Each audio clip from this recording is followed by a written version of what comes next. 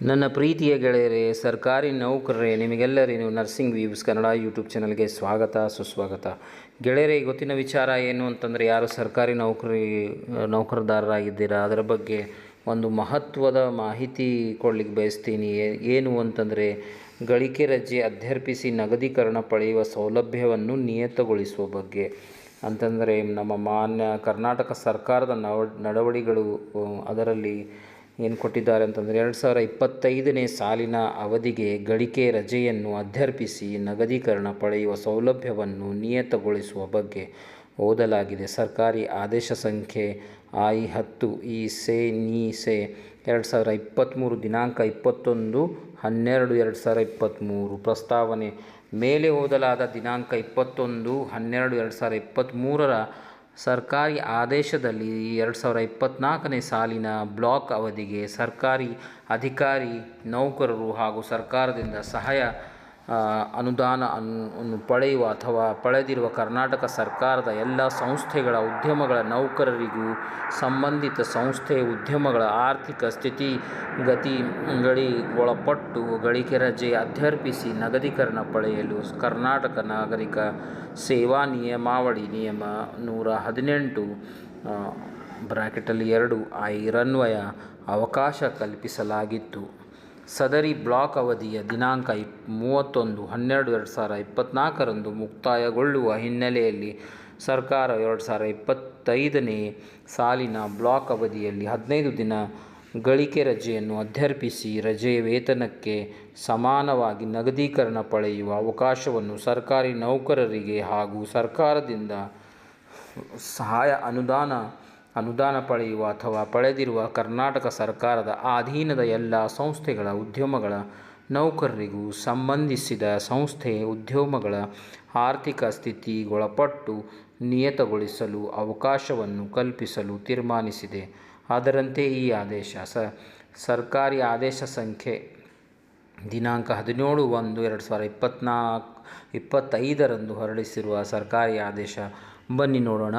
2025ನೇ ಸಾಲಿನ ಬ್ಲಾಕ್ ಅವಧಿಗೆ ಎಲ್ಲ ವೃಂದದ ರಾಜ್ಯ ಸರ್ಕಾರಿ ಅಧಿಕಾರಿ ನೌಕರರಿಗೆ ಹಾಗೂ ಸರ್ಕಾರದಿಂದ ಸಹಾಯ ಅನುದಾನ ಪಡೆಯುವ ಅಥವಾ ಪಡೆಯದಿರುವ ಕರ್ನಾಟಕ ಸರ್ಕಾರದ ಎಲ್ಲ ಸಂಸ್ಥೆಗಳ ಉದ್ಯಮಗಳ ನೌಕರರಿಗೂ ಸಂಬಂಧಿತ ಸಂಸ್ಥೆಯ ಉದ್ಯಮಗಳ ಆರ್ಥಿಕ ಸ್ಥಿತಿಗತಿಗೊಳಪಟ್ಟು ಗರಿಷ್ಠ 15 ದಿನಗಳಿಗೆ ಮೀರದಂತೆ ಗಳಿಕೆ ರಜೆಯನ್ನು ಅಧ್ಯರ್ಪಿಸಿ ರಜಾವೇತನಕ್ಕೆ ಸಮಾನಾದ ನಗದೀಕರಣ ಸೌಲಭ್ಯವನ್ನು ಜಾರಿಗೊಳಿಸಿ ಆದೇಶಿಸಿದೆ. ಈ ಸೌಲಭ್ಯ ದಿನಾಂಕ 1/1/2025ರಿಂದ 31/12/2025ರವರೆಗೆ ಜಾರಿಯಲ್ಲಿರುತ್ತದೆ.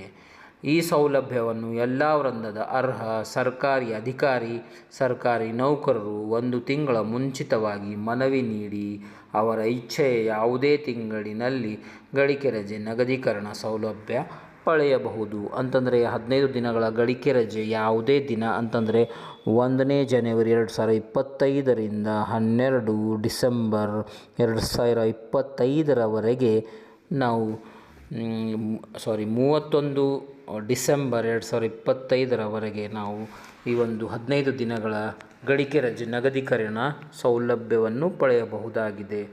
ಗೆಜೆಟೆಡ್ ಅಧಿಕಾರಿಗಳ ಸಂಬಂಧ 2025ನೇ ಸಾಲಿನ ಗಳಿಕೆ ರಜೆ ನಗದೀಕರಣ ಸೌಲಭ್ಯ ಮಂಜೂರಾತಿ ಉದ್ದೇಶಕ್ಕಾಗಿ ಮಾತ್ರ HRMSನಲ್ಲಿ ಲಭ್ಯವಿರುವಂತೆ ಅಧಿಕಾರಿಗಳಿಗೆ ರಜೆ ಲೆಕ್ಕಾಚಾರ ಆಧಾರದ ಮೇಲೆ ನಗದೀಕರಣವನ್ನು ಮಂಜೂರು ಮಾಡುವ ಸಕ್ಷಮ ರಜೆ ಮಂಜೂರಾತಿ ಪ್ರಾಧಿಕಾರಿಗಳು ಕ್ರಮವಹಿಸತಕ್ಕದ್ದು ಮತ್ತು ಮಹಾಲೇಖಪಾಲರು ಲೆಕ್ಕಾಚಾರದ ಬಗ್ಗೆ ಯಾವುದೇ ವ್ಯತ್ಯಾಸವನ್ನು ತಿಳಿಸಿದಲ್ಲಿ ಅದನ್ನು ಸರಿಪಡಿಸುವ ಮತ್ತು ಅದರನ್ವಯ ಆರ್ಥಿಕ ಸೌಲಭ್ಯಗಳಿಗೆ ಮಾತ್ರ ಅರ್ಹವಾಗುವ ಷರತ್ತುಗೊಳಪಡಿಸಿ ಮಂಜೂರು ಮಾಡತಕ್ಕದ್ದು. ಮುಂದುವರೆದು ಕರ್ನಾಟಕ ನಾಗರಿಕ ಸೇವಾ ನಿಯಮಾವಳಿ ನಿಯಮ 118ರಲ್ಲಿ ನಿಗದಿಪಡಿಸಿರುವ ಗಳಿಕೆ ರಜೆ ನಗದೀಕರಣ ನಿಯಂತ್ರಣಕ್ಕೆ ಸಂಬಂಧಿಸಿದ ಇತರೆ ಷರತ್ತುಗಳು ಅನ್ವಯವಾಗುತ್ತವೆ. ಮಾನ್ಯ ಕರ್ನಾಟಕ ರಾಜ್ಯಪಾಲರ ಆದೇಶ ಅನುಸಾರ ಮತ್ತು ಅವರ ಹೆಸರಿನಲ್ಲಿ ಸೈನ್ಡ್ ಬೈ ಅಜಯ್ ಕೊಂಡ, ಡೇಟ್ 17/1/2025, ರೀಸನ್ ಅಪ್ರೂವ್ಡ್ ಸಂಕಲನಕಾರರು ಕರ್ನಾಟಕ ರಾಜ್ಯಪತ್ರ. ಇವರಿಗೆ ಮುಂದಿನ ಕರ್ನಾಟಕ ವಿಶೇಷ ರಾಜ್ಯಪತ್ರದಲ್ಲಿ ಪ್ರಕಟಿಸಲು.